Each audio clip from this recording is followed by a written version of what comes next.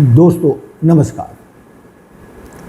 ये तो हर कोई मानता है कि इंदिरा गांधी देश की सर्वाधिक शक्तिशाली प्रधानमंत्रियों में से एक थी।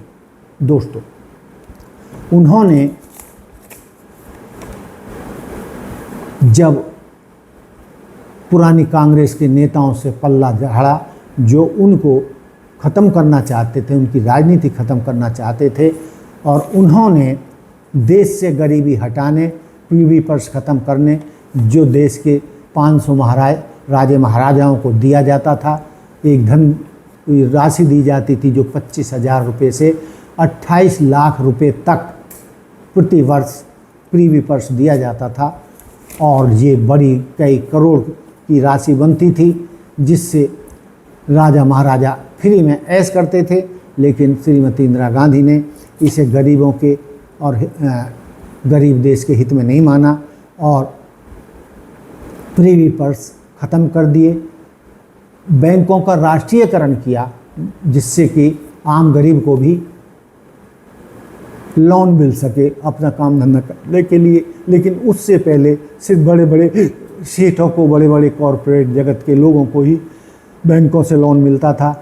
इन बैंकों में आम गरीब आदमी तो गेट के अंदर भी नहीं घुस सकता था।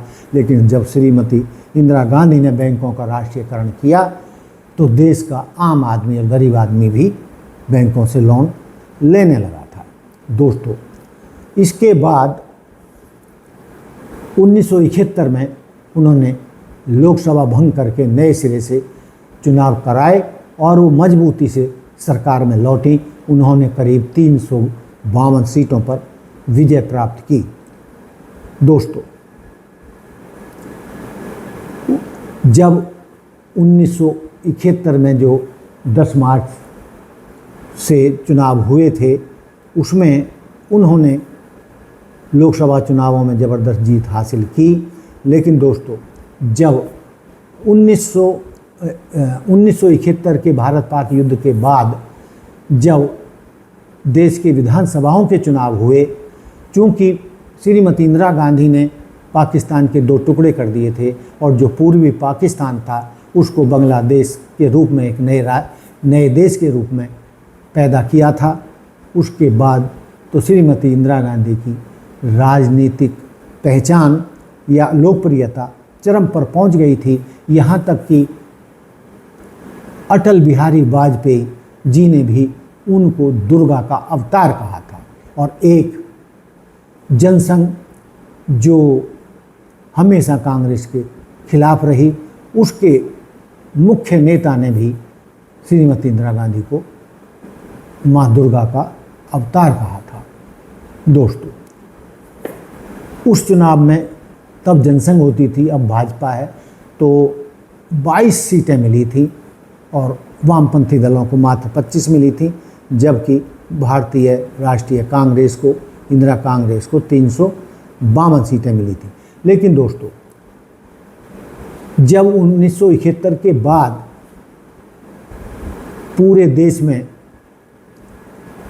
विधानसभाएं भंग करके नए सिरे से चुनाव कराए गए तो कमाल हो गया।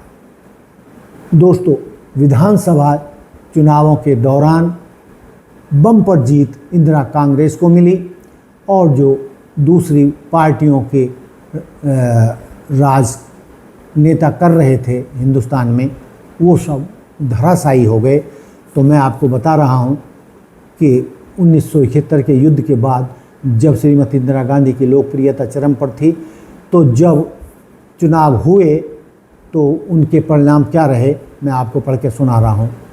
हिमाचल प्रदेश भारतीय राष्ट्रीय कांग्रेस जीती, बिहार भारतीय राष्ट्रीय कांग्रेस, महाराष्ट्र भारतीय राष्ट्रीय कांग्रेस, गुजरात भारतीय राष्ट्रीय कांग्रेस, राजस्थान भारतीय राष्ट्रीय कांग्रेस, आंध्र प्रदेश भारतीय राष्ट्रीय कांग्रेस, असम भारतीय राष्ट्रीय कांग्रेस, मध्य प्रदेश भारतीय राष्ट्रीय कांग्रेस, पश्चिम बंगाल भारतीय राष्ट्रीय कांग्रेस, हरियाणा भारतीय राष्ट्रीय कांग्रेस, त्रिपुरा भारतीय राष्ट्रीय कांग्रेस, मैसूर कर्नाटक भारतीय राष्ट्रीय कांग्रेस, पंजाब भारतीय राष्ट्रीय कांग्रेस, जम्मू कश्मीर भारतीय राष्ट्रीय कांग्रेस ने विजय प्राप्त की।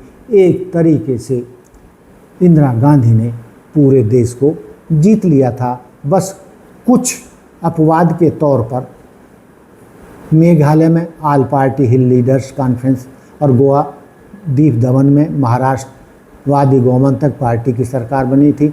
मणिपुर में मणिपुर पीपल्स पार्टी सत्ता में आई थी। और जो दक्षिण का राज्य था तमिलनाडु, उसमें डीएमके ने जीत हासिल की थी।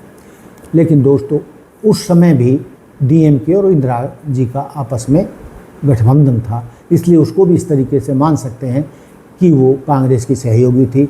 यानी मोटे तौर पर कांग्रेस ने पूरे देश पर इंदिरा गांधी ने कांग्रेस का पूरे देश में परचम फहरा दिया था। तो दोस्तों, ये थी इंदिरा गांधी की लोकप्रियता की पहचान कि पूरे देश में थोक के भाव में उन्होंने सभी विधानसभा चुनावों में, लगभग सभी विधानसभा चुनावों में कांग्रेस की सरकार बनाई थी और देश की जनता ने भी उन्हें जमकर साथ दिया था।